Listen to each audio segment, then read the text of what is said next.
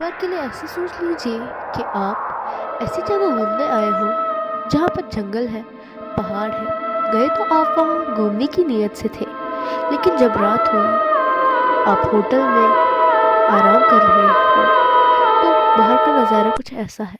ना कोई बंदा, न किसी बंदे की जात। हर तरफ सन्नाटा है, और वो पहाड़ जो दिन में कितने ही खूबसूरत लगते हैं, रात में उतने ही पुरस्कार। और फिर आपको रात को उसी होटल के बाहर से, उसी जंगल से किसी के रोने की आवाज़ें आने लगी। तो सोचिए कैसा खौफनाक मंजर होगा। ये कहानी मैं आपसे शेयर करने वाली हूँ। मैं हूँ नूर जहाँ। ये उन दिनों की बात है जब मैं क्लास फर्स्ट में थी। संडे का दिन था। हमने सोचा आज छुट्टी है तो आज हम कहीं घूमने जाएंगे। तो घर वालों ने डिसाइड किया कि हम वेरीनाग जाएंगे, लेकिन वेरीनाग मुझे बचपन से ही पसंद नहीं था। तो फिर घर वालों ने डिसाइड किया कि अब हम कुकरनाग जाएंगे, लेकिन वो मेरी ज़िंदगी की सबसे बड़ी गलती थी। हुआ यूँ कि जब हम कुकरनाग पहुँचे, कुकरनाग से करीबन 1 किलोमीटर पहले मेरी दिल की धड़कनें तेज़ होने लगी। उस टाइम तो मैंने उतना सीरियस नहीं लिया, लेकिन कुछ ही देर बाद हमारी गाड़ी का टायर पंचर हो गया। तो हमने सोचा कि हम गाड़ी को वहीं पार्क करके वहाँ से चले जाएंगे। वहाँ से हम चल के गए।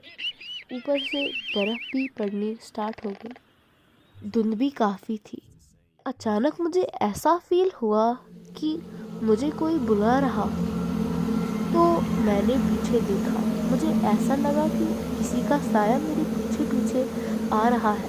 तो मैंने मम्मा से बोला कि कोई मेरे पीछे पीछे आ रहा है, लेकिन मम्मा ने बोला कुछ नहीं है, ये बस आपका वहम है बेटा। फिर चलने के बाद आखिरकार थके हारे हम कोकरनाग पहुंच ही गए।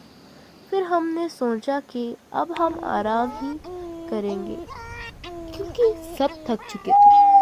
जब मेरी आंख लग गई, अचानक से मैं सर्दी की वजह से जाग गई और मैंने दरवाजे की तरफ देखा तो मुझे फिर वही साया नजर आया, बट मैंने नज़रअंदाज कर दिया और फिर से मेरी आंख लग गई।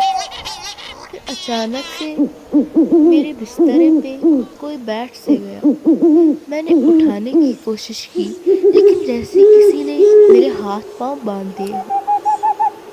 फिर मैंने चिल्लाने की कोशिश की, लेकिन मेरा गला भी बंद था। मैंने मुंह खोलने की कोशिश की, जैसे कोई मेरा गला दबा रहा हो।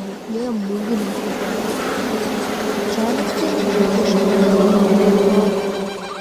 मेरे कान में कोई चिल्लाने लगा कि मत मानो घर वालों का, अब भुगतो।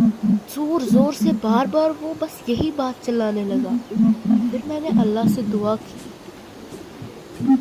मैंने माफ़ी मांगी बार बार, लेकिन मेरे कान से वो आवाज़ बंद नहीं हुई।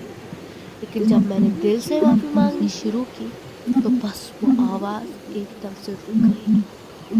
आप सोच रहे होंगे कि मैंने ऐसा क्या किया जो मेरे साथ ऐसा हुआ, और मैंने तो कुछ किया भी नहीं था।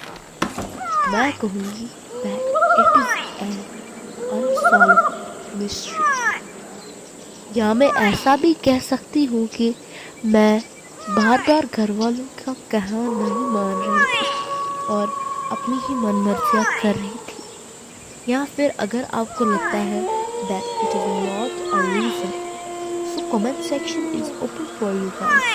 Fill it with your comments. जिसका भी कमेंट हमें सही लगेगा उसके लिए हमने कुछ सोचा है।